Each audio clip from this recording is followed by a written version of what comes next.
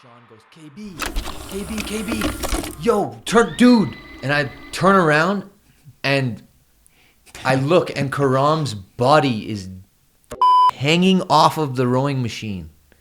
His feet are still strapped in and he is unconscious, seizuring on the floor after he smashed his head onto the steel beam on the back support of the rower. Welcome back to ITD Academy. If we've never met, my name is Khurram and I create content revolving around basketball. And in this video, we're going to take a look at how I overtrained and how you should avoid overtraining without over chilling. Let's get into it. Shall we begin? We shall begin. For real? Okay. Yeah.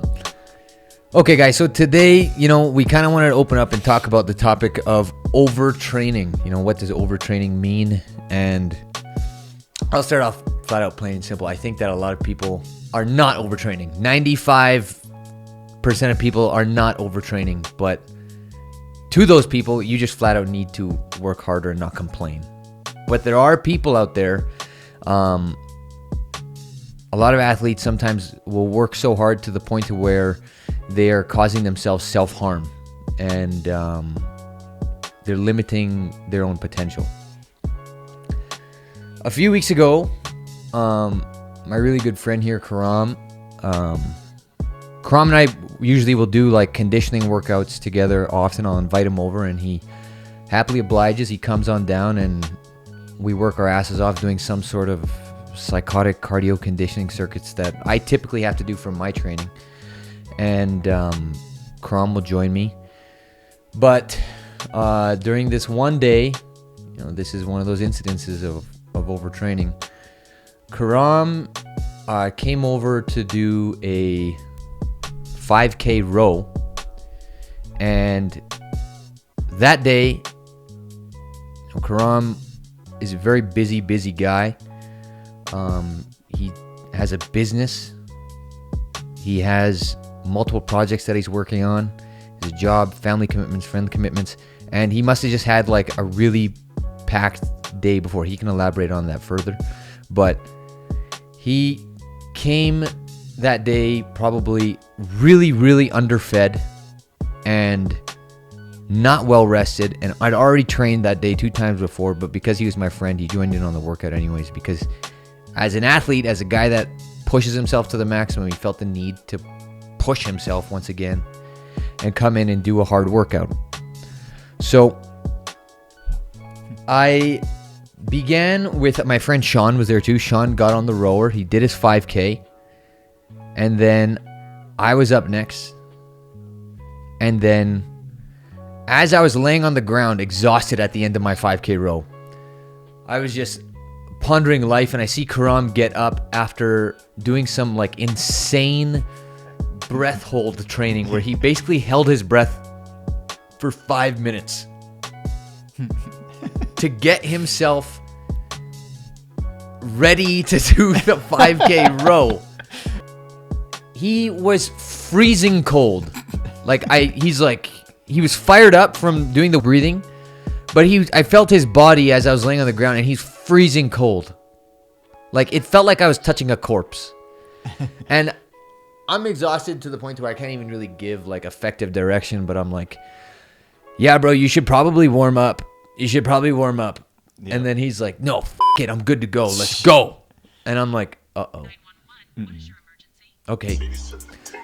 So he gets on the rower. He starts going at it. And then I am on the other side of the room holding the focus mitts for my friend Sean. So Sean and I are doing the mitts. And we're at he's about 10 minutes deep into the row. And I have my back turned. I'm catching the pads. Pop, pop, pop, pop, pop, pop. And then all of a sudden, I hear this bang.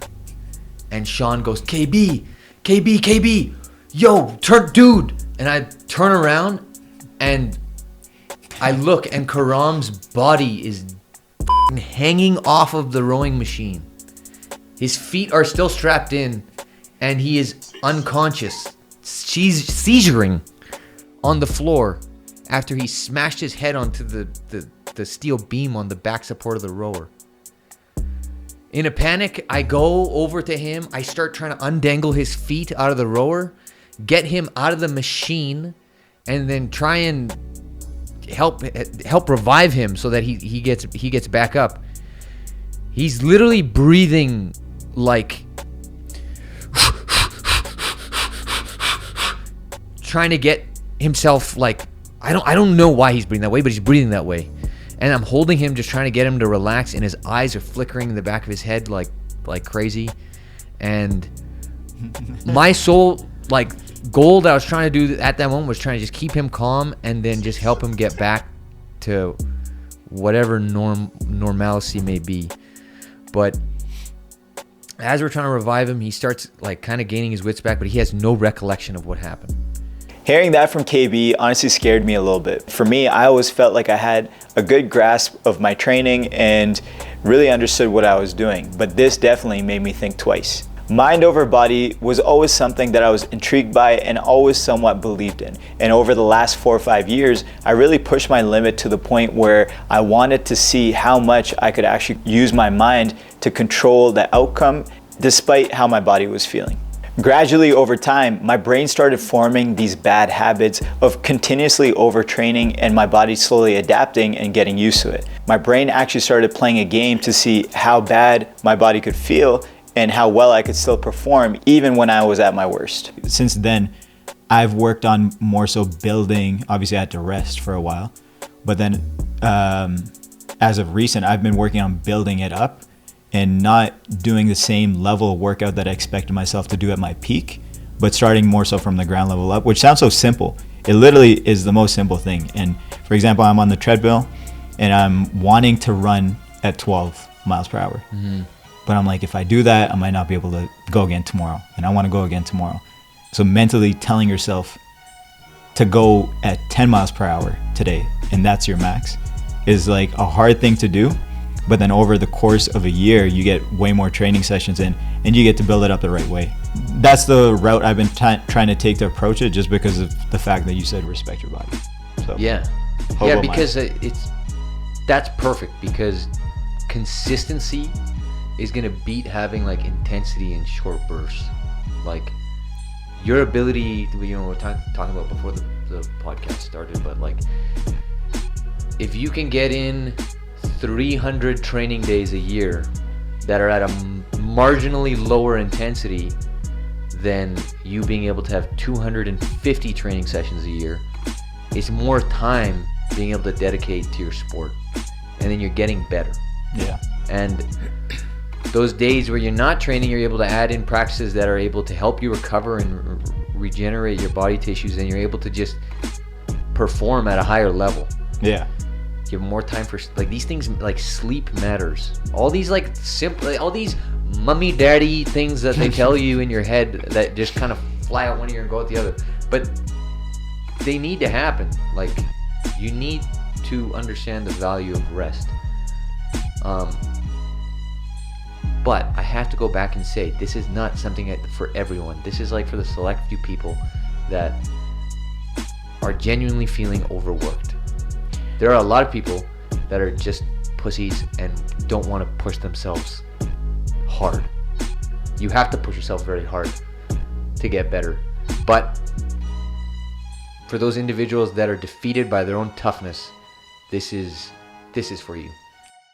So to bring this full circle, let's quickly break down how to have an effective training routine. A lot of people think that to have an effective workout, each workout needs to hit the red zone.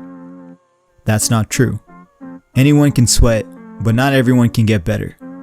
If you're starting back up, or if your body is screaming for an off day, you can come back to your foundation. This is typically little to no weight with lots of emphasis on range of motion. If your body's unable to move, causing you to take an off day every other day, you might be overdoing it. Reduce your workload by 5 to 10% for a week, or until you're able to train 5 to 6 times a week. This will not only help your body adjust, but also help your body build the habit of training 5 to 6 times a week. The third area of focus is recovery. Nutrition, stretching, and sleep is needed to be taken care of in order for you to hit that elite status. And lastly, Once you hit those 3 effectively, create a routine where you do redline your body and really test your limits. Creating structure can help you track, plan, and organize your days in a way where your body is ready to redline. That is it. That is the end of the video. If you guys enjoyed the video, please make sure to give a thumbs up, hit the subscribe button, and I hope you guys enjoyed the perspectives and knowledge shared by me as well as KB. If you guys have any questions for us, please let us know in the comments below. And if you guys want to see more of KB, comment that below as well. ITD Academy is slowly growing, but it is growing for sure, and that's all that matters. So if you guys are new to the channel, consider checking us out down the road as well, and bring a friend along with you. See you guys.